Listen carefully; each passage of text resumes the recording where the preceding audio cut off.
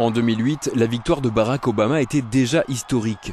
Premier afro-américain à la Maison-Blanche, son élection avait fait pleurer le révérend Jesse Jackson et suscité un enthousiasme sans précédent dans un pays qui a connu la ségrégation raciale jusque dans les années 60. Après les 2 mandats de George W. Bush, Barack Obama devenait le nouveau visage de l'Amérique, celui d'un pays optimiste, décomplexé et métissé. Le chemin vers la Maison-Blanche était loin d'être tout tracé d'avance pour Barack Hussein Obama, fils d'un Kenyan noir et d'une Américaine blanche du Kansas, né à Hawaï, élevé plusieurs années en Indonésie, diplômé de Harvard.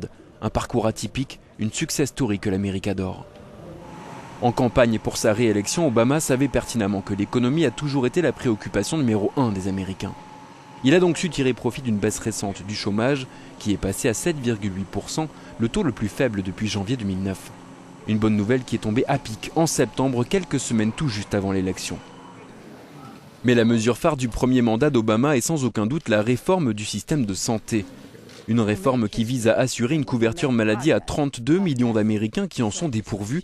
La Cour suprême a validé de justesse la nouvelle loi en juin dernier. Encore une fois, le timing a été parfait pour la réélection du candidat démocrate. En 4 ans, le président ne s'est pas vraiment imposé sur la scène internationale malgré son surprenant prix Nobel de la paix en 2009. Son fait d'armes reste évidemment l'élimination d'Oussama Ben Laden en 2011. Obama avait réussi là où Bush avait échoué. Souriant, à l'aise, omniprésent sur les réseaux sociaux, pro de la mise en scène, le président a su capitaliser, encore une fois, sur son image sympathique, moderne et jeune.